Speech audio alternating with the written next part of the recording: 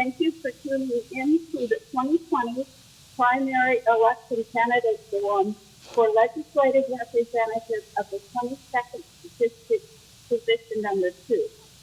The forum is presented by the League of Women Voters of Thurston County, along with Thurston County Media. This forum is being held electronically.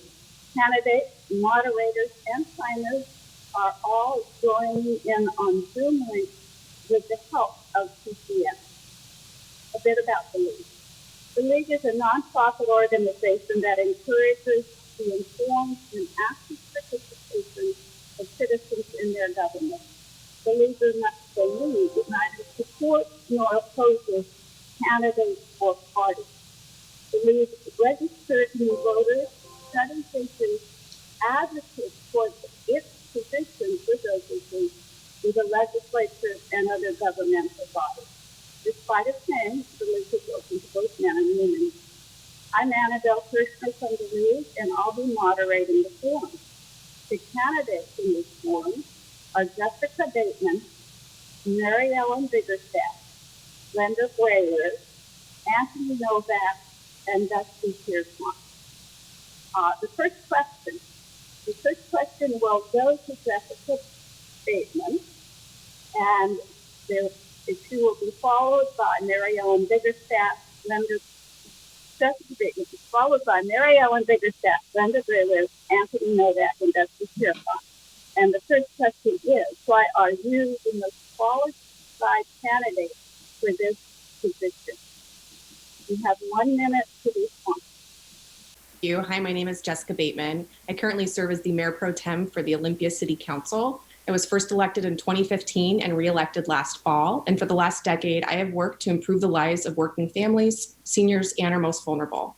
I've organized for union jobs, fought for affordable health care for all, and for affordable housing.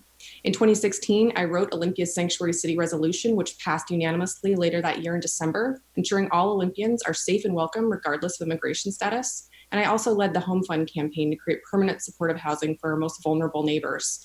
Prior to serving on council, I served on the board of GRUB and on the Olympia Planning Commission. I'm a former union organizer, WFC 443 member, legislative aide, and community impact director for the United Way of Thurston County. And I currently work as a health policy analyst for Washington's community health centers, which are the largest healthcare providers of Medicaid patients in Washington state. Thank you. The next person to respond, Mary Ellen. Oh, I'm trying to not lean forward. Hello. So my name is Mary Ellen Biggerstaff. I'm a nurse practitioner with a doctorate of nursing and about to complete my master's degree in public health.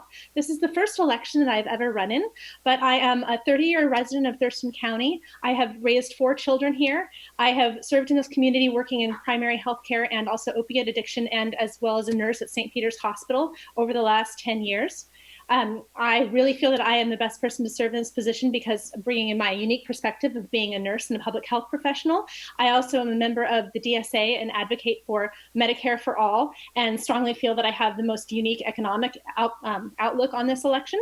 And I bring really great perspective of having a lot of community organizing that I've done, and I very much want to make sure that our entire community's voice is heard and representative in the legislature. Thank you. Thank you, Mary Ellen. Glenda. Hi, my name is Glenda Breiler, and I am a social worker and an educator. I have spent my entire career, the last 2 decades, working with our state's disadvantaged, marginalized, and forgotten communities. I have stood and watched over how we can struggle and how we can make real progressive change. And I am running because we are facing multiple existential crises, from global pandemics to climate change and rising inequality.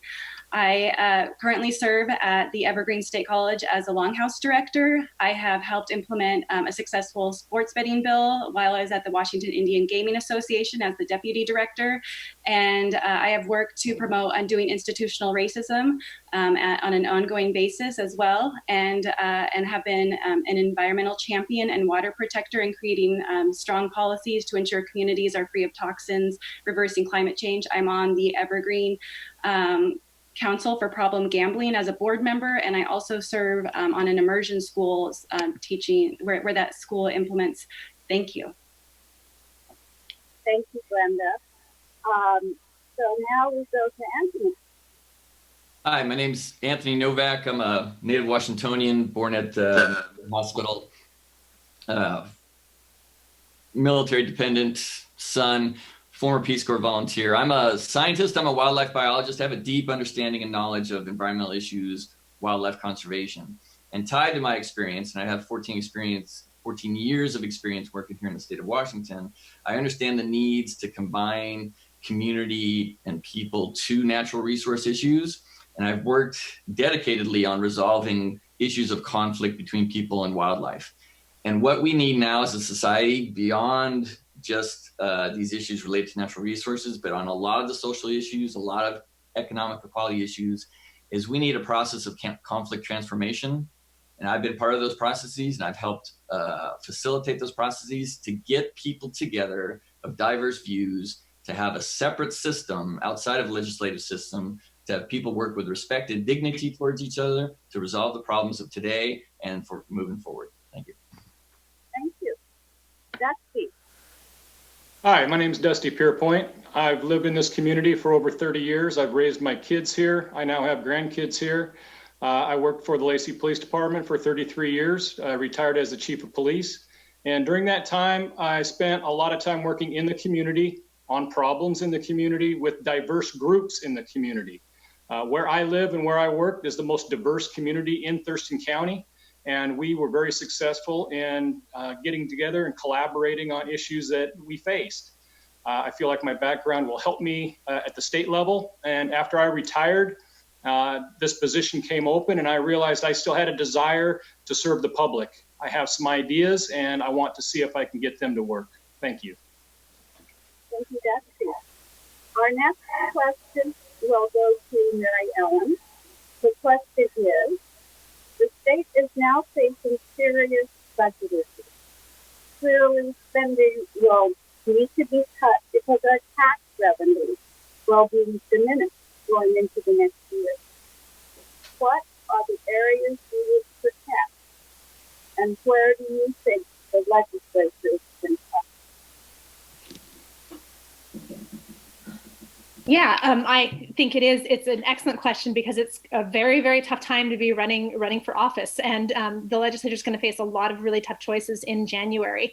My first suggestion and recommendation would not be to talk about cutting, but to be talking seriously about a state income tax. We have circled around it, and it's discussed on all sorts of formats, right and left. And I think this is the time that we really need to enact a state income tax through the legislature and the Senate as our first step to help balance out the cuts that we're going to face because of COVID. After that, I think that we need to seriously look at cutting the Department of Corrections and decreasing the size of the Department of Corrections. And we need to look at cutting, rolling back some of our corporate taxes that we have allowed organizations and companies to get in through the legislature. And beyond that, I think my priority is always going to be that we need to be protecting social services for people that are the most vulnerable. So education and social services need to be protected need to be our highest priority. Thank you. So the next question will go to Glenda. It is, how should the state of Washington address climate change?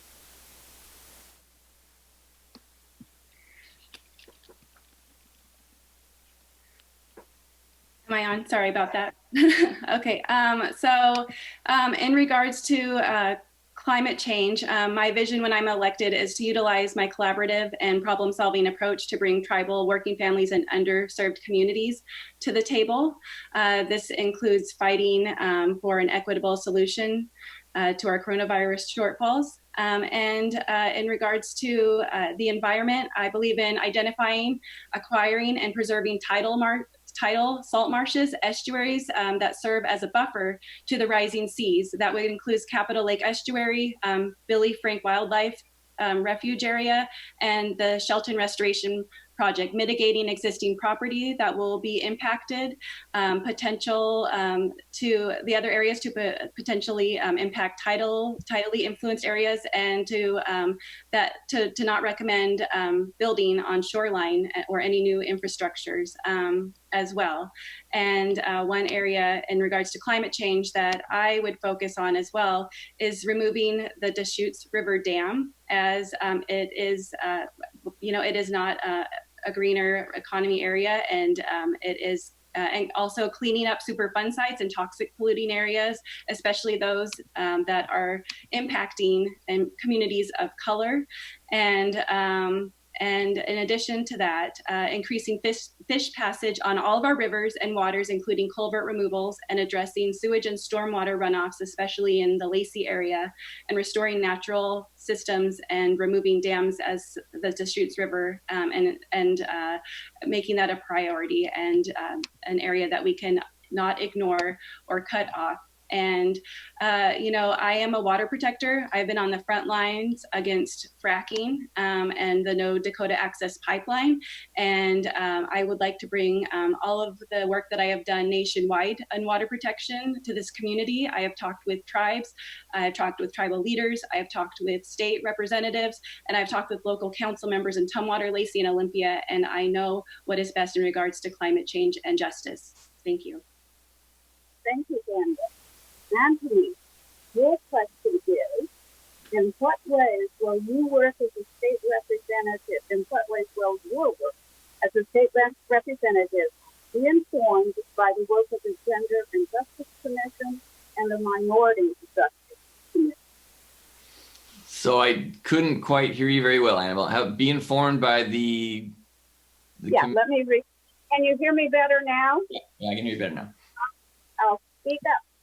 In what ways will your work as a state representative be informed by the work of the Gender and Justice Commission and the Minority Justice Commission? Did that come through clearly?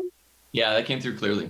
So I'm really not familiar, unfortunately, with the work that the commissions have done up to this point, but I fully support and understand the processes needed to be able to incorporate sort of the unheard voices out there. And really, part of it's being a state representative, but really we ought to empower some of these commissions and some of these groups to make those decisions. Rather than putting the power onto the legislature, we ought to pass some of that power on to these commissions and empower them to make the choices versus trying to work through the filter of the legislative. And so I think that's what I'm talking about for conflict transformation. And it's kind of related to restorative justice. It's about getting small communities and groups together, having a process that they can talk with dignity and respect to each other and work through a collaboration, and empowering them to make the decisions about what's going to go forward. Thank you. Thank you, Anthony. Dusty, the pandemic can you hear me, Dusty? Yes. Okay. And if you can't at any time, let me know. The pandemic has revealed deep problems within our healthcare system, including mental health. What steps would you take to ensure that people have access to care and can afford it? Well, the mental health system and the resources we have for that, I feel, is not doing a very good job. Being in law enforcement, when people are having episodes with mental illness, unfortunately, law enforcement gets involved. And our jail has way too many mentally ill people in it. They do not deserve to be in jail. They should be in treatment. But society is not providing adequate mental health coverage, as you said. And so law enforcement gets called. And that is not the way we should be handling that. There should be adequate resources, and there simply is not. I obviously need to be funding it better, getting more resources out there. It's touching the homeless community. It's touching all over the community. And like I said, we have a high percentage of offenders in jail that are mentally ill, and that's not where they should be. Thank you. And finally, Jessica, we come to the last question. After this, you might be thinking about what one question you would like to ask another candidate when Jessica is done with this question.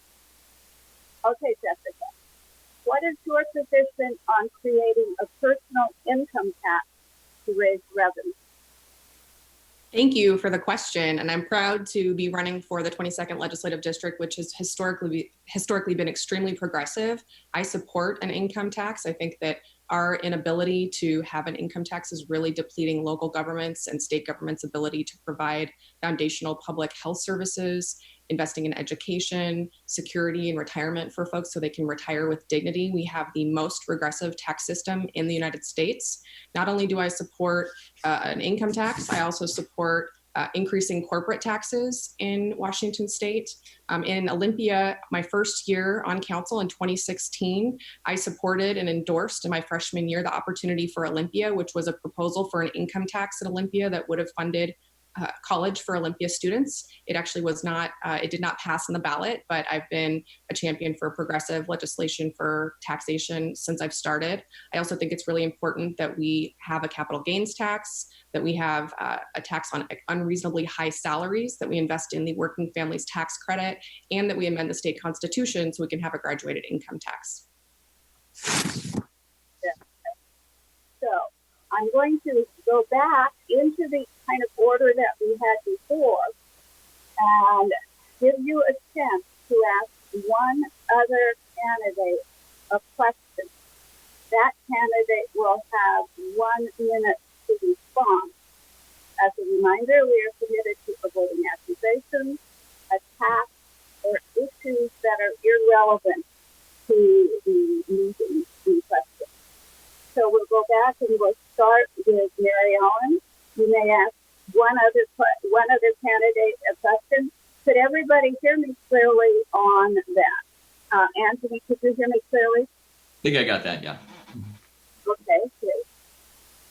Yeah, thank you very much. That's actually, and I'm actually really thrilled to be able to ask Dusty this question, if this is okay, because I'm always curious to hear, especially law enforcement's opinions and thoughts on, there is a lot going on right now with discussions of defunding the police and police oversight. What do you think about the idea of having a state agency that does oversight for law enforcement? I don't think oversight's ever a bad thing. You should never worry about transparency in what you're doing. Law enforcement should be no different. I can say there's been a lot of work done in the past few years for training of officers, for implicit bias, de-escalation. The state law was changed for use of force, but it's not enough. Obviously, there needs to be more. And when I hear defund the police, we all realize we can't get rid of the police, but what I hear is that we just need to listen. We need to listen and not jump to quick solutions. We just need to listen to what people have to say for a while. But as far as a quick answer to your question, transparency is always a good thing. Thank you both of you.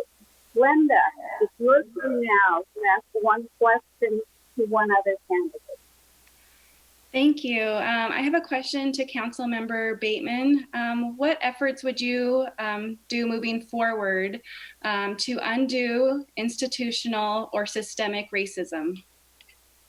Thank you for the question, and it's top of mind right now, especially in the city of Olympia. I'm sure many of you have been witnessing what's been happening. So we have a long history and a tragic legacy of institutional racism in our country, and we have a system that is inequitable, from our criminal justice system that is inherently unjust, to the war on drugs, to structures that have been set up with the intent to discriminate, to exclusionary zoning, which has decreased the access to neighborhoods for people of color, to the racial wealth gap in our community, and then also to inequities within our healthcare system.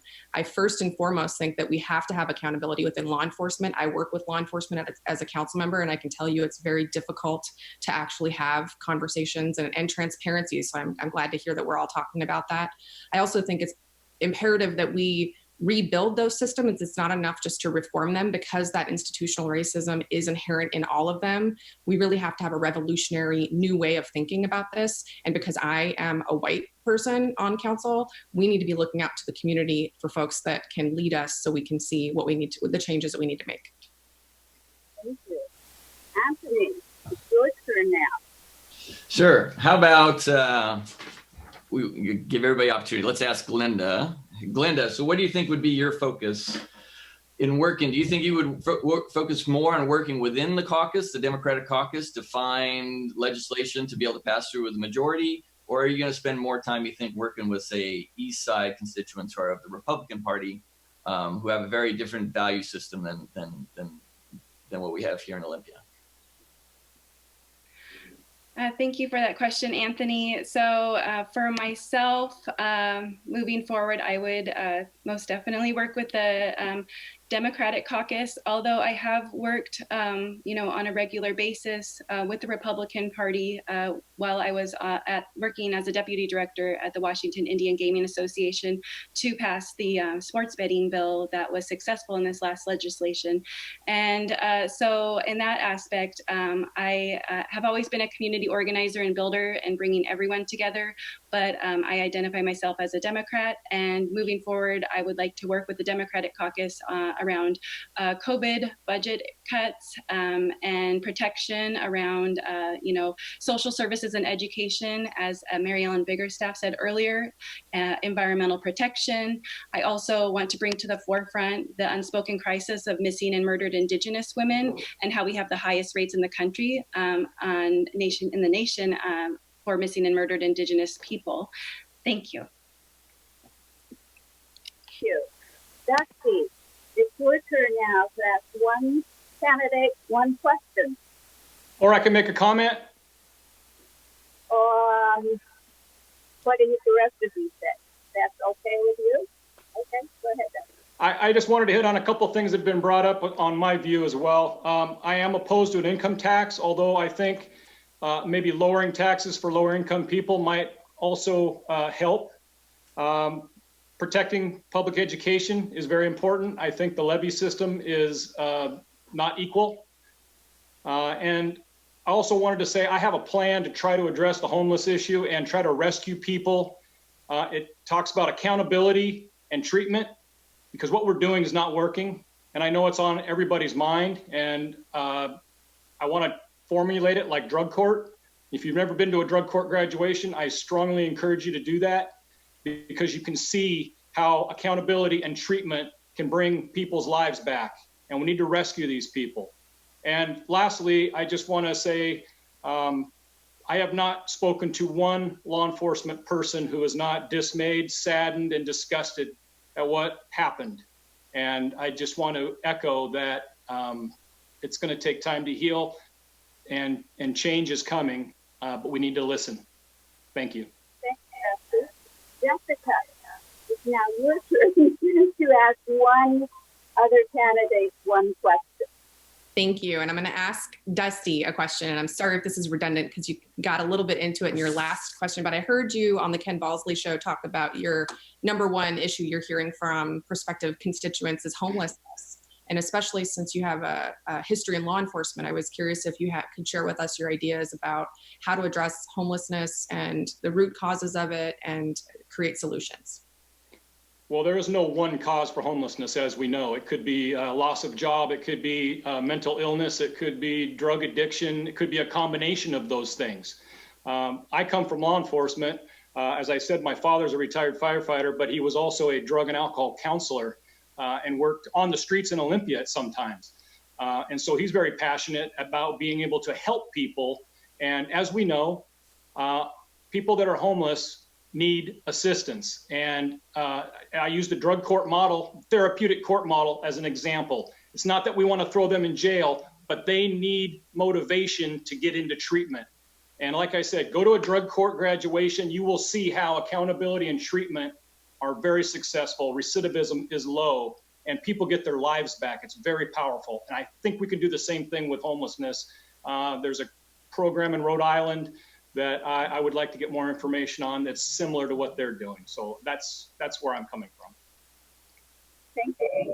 I want to thank you all for participating in that section of this review. I thought there were excellent questions, excellent responses. You now have a chance to make your final statement, which will be 1 minute in length. And I am going to continue with rotating in the same method that we have been doing. And so that means, I think, that Mary Ellen will go first to make 1 minute to make a statement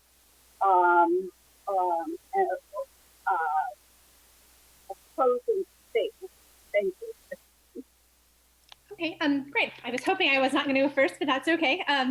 Yeah, I would just really like to say a few more things about my policies and my issues, because I think very much a lot of us are saying the same things, even if we are on different sides of the aisle, of what we'd like to see as a goal for our community.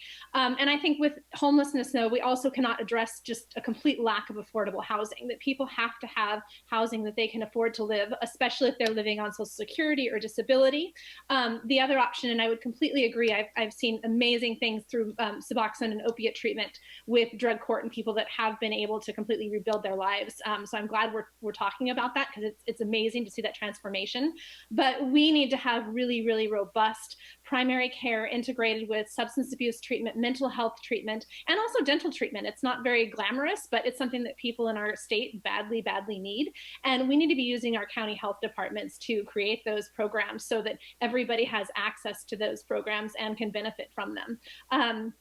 I also am really glad that so many people are in favor of income tax and criminal justice reform, because I think that there is not a level of our criminal justice system, from the police through the court system, and the drug court, I agree, is an amazing offer. But we need to also be looking at how we can integrate. Sorry, Ellen, you need to stop. Oh, okay. So, I didn't get a sign. Okay.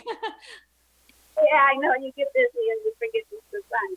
Glenda, please, what kind of final statement would you like to make? Yes, I am a working mom, a progressive activist, a social worker, and committed public servant. I have dedicated my career to creating pathways to opportunity for students in the K through 12 system, pre-K, and higher education for the last 2 decades. I'm running because I know, as a person of color from a marginalized background, the struggles that many of us face, from affording healthcare to housing and education. And I will be accountable to our community to address challenges that are facing the coronavirus pandemic, rebuild our economy, and take action on climate change. So in regards to building a greener economy, I believe that vulnerable populations are the most impacted, low income, and communities of color. And I want to fight for the future of our next 7 generations, not just think about today, but 7 generations moving forward, as I have a son who is 2 years old. And also I believe in putting more funding into social services and moving some of that funding from police services, because as an underfunded social worker myself, I know what it was like to live paycheck to paycheck. Thank you. Okay, so we have Anthony. Yeah, thank you. So as I mentioned, I was in the Peace Corps, and I feel like it's my duty to try to make our society and our state better. I think, if you combine all of us who are the candidates here into one person, that's the best candidate you would have. But that's not the way our system works. My long-term vision, the reason I'm running is for protecting our ecology, our environmental systems, and have that long-term view that without a planet, all of our future generations are going to be in much worse shape than we are now. And the process by which we do that is by building a civil society, by transforming conflict, by looking at practices of restorative justice, of getting people together to talk and treat each other with respect and dignity. And we have systems in the state of Washington. We have the Ruckle House Center. We have Dispute Resolution Center here in Thurston County, where that's the investment that the state should be making to help resolve all these big issue problems. And that's a big focus of what I would do as a candidate moving forward. Thank you. Thank you. Dusty. Yes, thank you. I was going to touch on a couple of things that didn't really get to talk to, but as far as the budget, right off the bat, we need to get small businesses back up and running, get people off unemployment and back into small business. And that will help. Veterans, we have a huge veteran population in this county, those heroes that served overseas, and we need more services. We have a hub that has a lot of services for veterans. I'd like to see that expanded throughout the state. And then we talked about just listening to the community, and I think that's a good place to start. Police reform has come up several times. I guess I have a comment on that. There are things police are doing that they should not be doing, and we've talked about them. Homelessness, drug addiction, and mental illness. Those should not be police problems, but they've become police problems because they're not getting the services they need. That would be one place to start. Thank you. Thank you, Dusty. And Jessica, one final statement. Thank you. Now more than ever, we need a proven, progressive leader who stands with working families, seniors, and our most vulnerable. Our state budget must reflect our values and priorities, especially during a period of economic recovery. And in the legislature, I will build upon my record of fighting to improve the lives of people in Thurston County.